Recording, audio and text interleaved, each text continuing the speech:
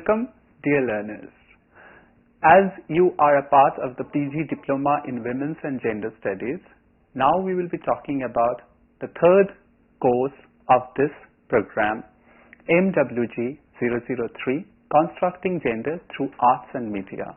I myself, Dr. Himadri Roy, the course coordinator for this course, and we have among us the panelist, Professor Anu Aneja from the school itself. She will also be talking about in this what exactly the course talks about. Now when we see the course has a lots of things into it. With the title itself, you must be wondering what exactly gender has in arts and media. Arts, as you have seen, lots of things, and it includes media, it includes lots of things from the TV to the film to your everyday life. Now in this we are going to understand gender properly through films, through theatre, through performances, through sculpture, painting, journalism, and even architecture. For example, the home you stay or the houses you look nearby, they also have something to reveal, and how they reveal about the gender is been talked about. Let me give you the course structure before beginning everything. The first block 1, is about gender and literature. The second block talks about gender, film and cinema. The third block, gender and performativity, and the fourth block is visualizing gender. Now in all these blocks we have several things to discuss. We begin with the first block. Professor Anu Aneja. Let's look at the very first block of this course, which is gender and literature. Gender and literature has 4 units, as you can see. Unit 1 is ways of reading and interpreting. Unit 2 is ways of writing. Unit 3 is on critical approaches, and Unit 4 is on feminism and deconstruction. So what is this block about, and what can you expect to learn from this block? In this block, mainly we will be looking at the interconnections between gender and literature. Different ways of writing and reading, different ways of interpreting, but all from a gender perspective. So the first unit will start with the issue of language, which is an extremely important issue. Before we talk about literature, we have to talk about language, because if you think about it, what is literature made of? What is the material of literature? Isn't it language? So we start by talking about how language is defined and how language defines gender, how language shapes gender. Sometimes language can be used as a medium to dominate over a group. Then we will look at how language is used by men, how language is used by women.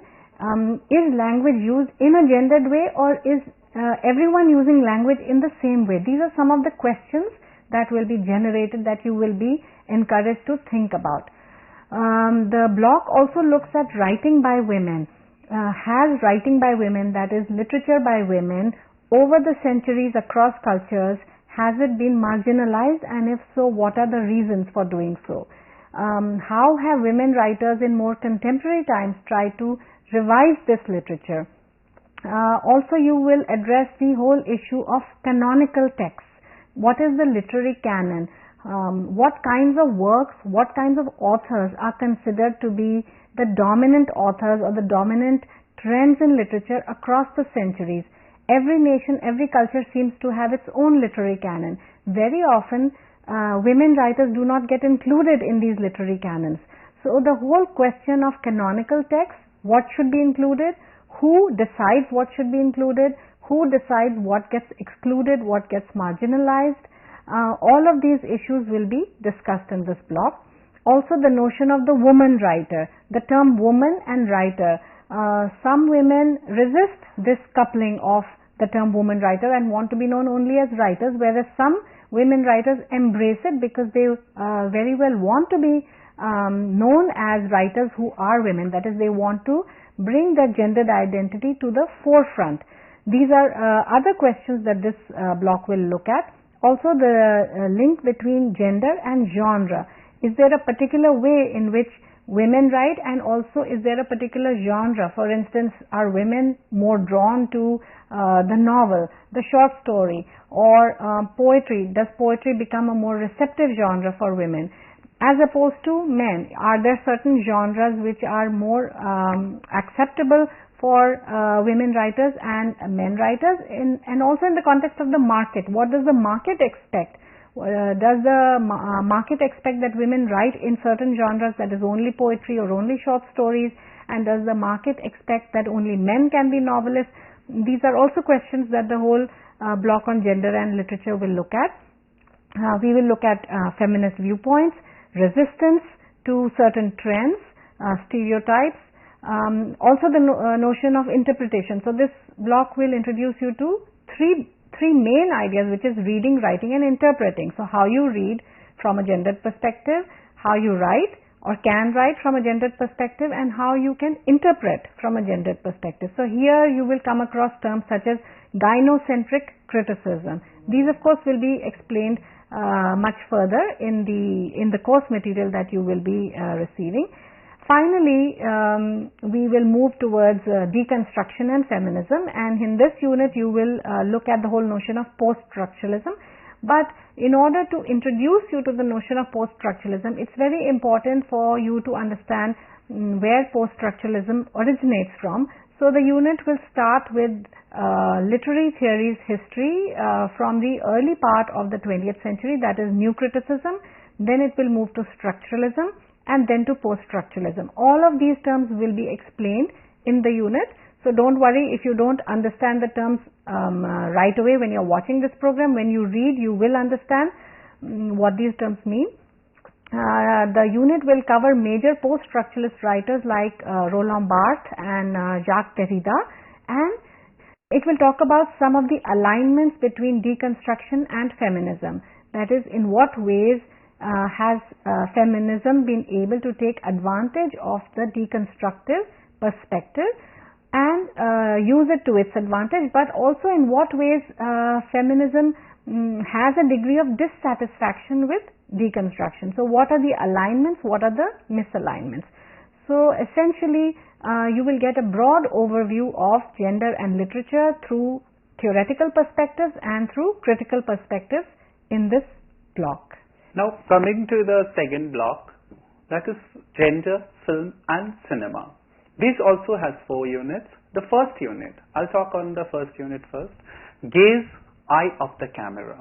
Now with the title itself you must be wondering, this has lots to do with technicalities of the film. Now what are these technicalities? What are the concepts? How a cinema is an art? All these things you will be reading in this unit. Besides this, you will also understand how to read a film. What are the modes of reading the film? What are the modes of studying cinema? Now these structures that make cinema an art will be dealt in this unit. Now in this unit you will talk about cinematic structures, which are basically syntagmatic and narrative. Both these will be discussed at a stage with a detailed description in the unit.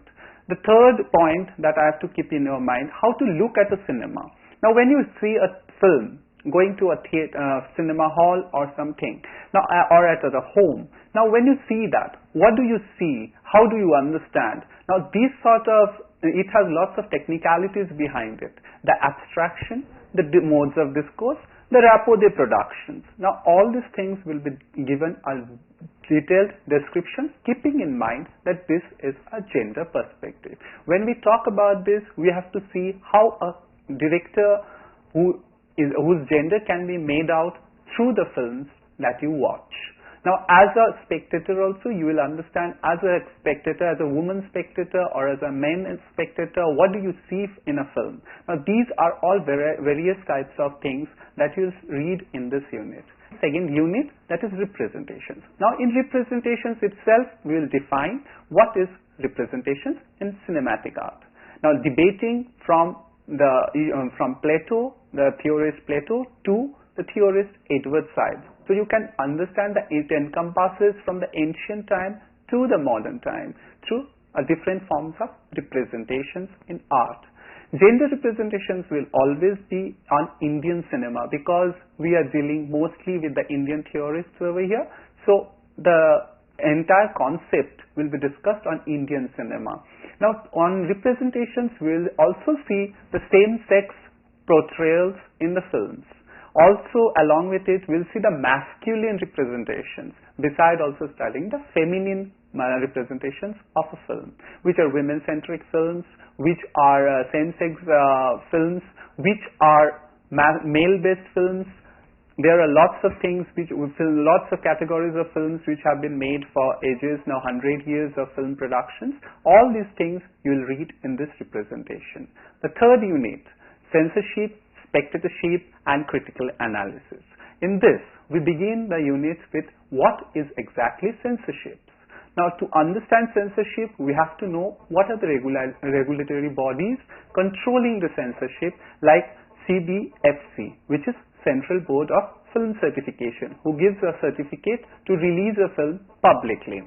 Now this will be dealt entirely with the cultural perspective. What are the cultural effects to grade a film or certificate a film accordingly? Now you might have noted that lots of films have different certificates like U, UA or A. All this has a different meaning. Now you will, when you go through the unit, you will understand what exactly this means. Beside that, you will also see the alternative measures or systems of certification that is prevalent these days. Now when after censorship we come directly to the spectatorship. As a spectator, as a female spectator, what do you expect from the film? What do you see in the film? These all will be talked about. We will also see the images of spectators in the films. We will see that how a female spectator looks into obscenity, or the obscenity is viewed by the male spectators. Similarly, how pornography is seen by all the different categories or different gender in the society. The last unit, queering cinema. This is very interesting with the name itself. Probably you have already studied in the first course itself, MWG 001, Theories of Women's and Gender Studies, where you have studied about queer theory. Now keeping those theories in mind, you have to study this queer cinema. Now how do we queering cinema happens? Those elements will be dealt in this. Now what exactly are the narrative structures for a queer cinema? Keeping queer cinema in mind, it will be only dealing with the alternative sexuality people in the society. Now we will only focus on the Indian perspective, the history from where it began, after independence till the 70s, what were the modes of representation of femininity and masculinity, as well as what were the representations of same-sex portrayal in the films. Then you will come across, after the golden era till the liberalization period, what were the focus on. Now what were the focus on the same-sex or the sexuality perspective. And the post-liberal, when we talk about, we will talk about how new films or the new genre films has been portrayed very widely after the liberalization. Now the unit will end, the whole block will end with a vernacular queer cinema. We might have been very familiar with the Bollywood concepts of the cinema, but there are vernacular concepts where femininity, masculinity and the same sex or the alternative sexuality has been portrayed widely. The block will end with the vernacular perspective or the regional perspective. Then we move into the block 3, that is gender and performativity. Now in performativity, when we talk about performance, do we see women performing more or men performing more? Now in this we have 3 units: construction of traditions, gender and performance, and stage and theatre. In gender construction, coming to the first unit itself, performance or gender, it will have a historical perspective from the pre-Vedic to the modern period. In this, how at the Vedic, pre-Vedic period, how women performed, how men performed, why only women were allowed to perform, why only men were allowed to perform. We will also focus on performing artists, women as a performing artist. We will also see men as a performing artist in the early literature, like taking the concepts from Natya Shastra. We will have the status of Ganikas and Apsaras. You will also come across Devdasi, the traditions of Devdasi during the ancient period. Coming to the medieval India, we will talk about Turco-Persian and Mughal rulers. Under them, what were the perception concept of performance? Was it only the Tawayaf tradition or the courtesan tradition? These things will be dealt, and coming to the modern period of the 21st century and the pre-colonial and post-colonial, and the unit will end with that. Coming to the second unit, gender and performativity, we will begin with what is doing gender means and performance. Like if you are a woman, how do you perform at home? Performance in your everyday life, how you dress, how you move, what are your attributes, what is your gait, what is your way of talking, your behavioral pattern, all this will be dealt over here. We will also see that how rituals and sex role are displayed at every moment of life through the performances we are talking about. And in this, you will see that when we talk about performances, at once certain things, certain aspects which men also do, which are supposed to be in the patriarchal concept thought to be women's role. These also are happening, the shift of the sexual roles, the ambiguity will be dealt in this unit. The third unit, or the stage and theatre, itself talks about a lot in the concept of what are the kinds of theatre do we have. We'll begin with the entire ambience. Is that ambience suited for a gender perspective, on the gender's perspective? We'll begin with kinds of theatres from the classical, the epic, the didactic to the modern form of theatre of the operas. We will move then to the interventions of stage. How is stage, the structure of a stage, how it is well defined, or what are the definitions for defining the stage itself. And then the stage performers. What are the roles of a woman? What are the roles of a man? Why do they perform and how do they perform? All this will be studied. And as a spectator, we will also see the norms and traditions of the assertions of these theatrical performances on the gender's perspective. This will wrap up the entire block. Then moving to the last block of this course, visualizing gender. It begins very interestingly from the journalism perspective, from the print and other media, which we'll talk about. The unit begins with communication. What is communication? The definition of it, the forms of it, what are communication medias, the conventional thought about it, the conventional perception about it, then coming to the contemporary perspective of it. What is the role of the media in your life? Or how do you see media as playing an important role in the society? Does media has role of constructing social realities or not? These will all be gender specific, and this will be dealing in this unit. The second unit, gender on television. Now all of you, most of you must be observing television or watching television very keenly. Now when you watch the television, you will see how gender is being portrayed in Indian television. We will deal in this unit about this in a different way, with a historical perspective. When did television began in our country? How did it began? What were the roles of women? What were the gender perspective? And we will come gradually to the cable TV generation, where we will see how the soap operas began and what did they bring the impact and change in the society. The third unit, the painting and sculpture. This has two parts. The first part will be dealing with the West, where we will see only the Renaissance and Renaissance period and after that. And the second part deals with Indian perspective. Renaissance art, we will see what role does religion have on it. From the divine masculine figurines to the feminine figurines. We will also see male nudity. We will also discuss the portrayals of sufferings through religious paintings and sculptures. We will deal with in the western part, we will deal with painters and artists like Michelangelo, Botticelli, Caravaggio, Titian, and coming to the modern period of Rembrandt and Vermeer. So we will see all these artists, what does their work represent. And coming to the second part of it, the Indian. We will begin from the prehistoric rock paintings and sculptures and come to the ancient Indian cave paintings like Ellora, Ajanta or Bagh or for example Sitta Navasa. In the ancient, we will also talk about the sculptures. The famous Khajuraho temple complex will deal with Konark complexes as well as Kamadeva complexes. Coming to the medieval period, we'll begin with Mughal paintings to coming directly to the Madhubani paintings. So you can see that the Mughal painting, what are the Mughal paintings impact, like the Kangra paintings, how did that get affected, how the Rajputana paintings get affected, how the Mysore and Tanjore painting got affected. Even for example, we'll talk about the folk paintings also, like Madhubani paintings. And lastly, we'll talk about the colonial Indian paintings and sculptures. The concepts of Bharat Mata, how did that become important, and what were the painting concept of Bharat Mata after the independence. And after independence, the whole unit will wrap up with the portrayal of different modern artists, the modern paintings and sculptures will be talked about.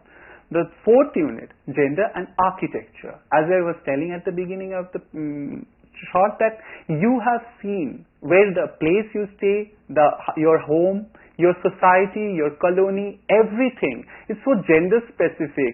Every place, every space has been defined to a particular gender. Now, one cannot move beyond that. This will be dealt in this unit, gender and architecture. And the last unit, engendering new media, cyberspace.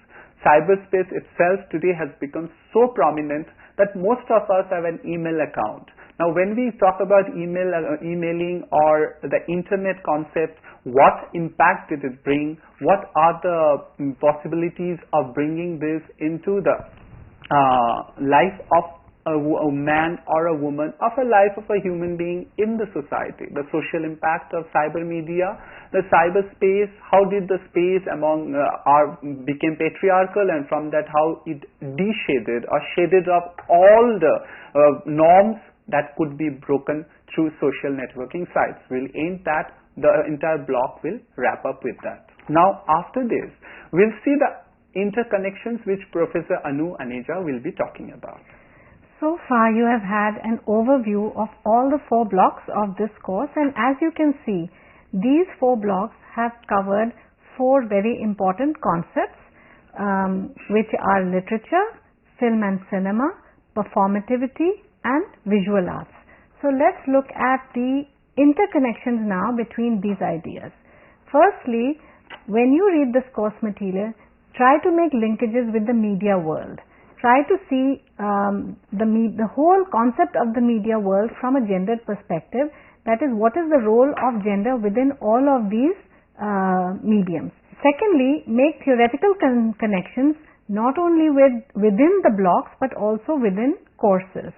Between the blocks, you can think about making connections between literature and film and cinema and performativity, and finally visual arts.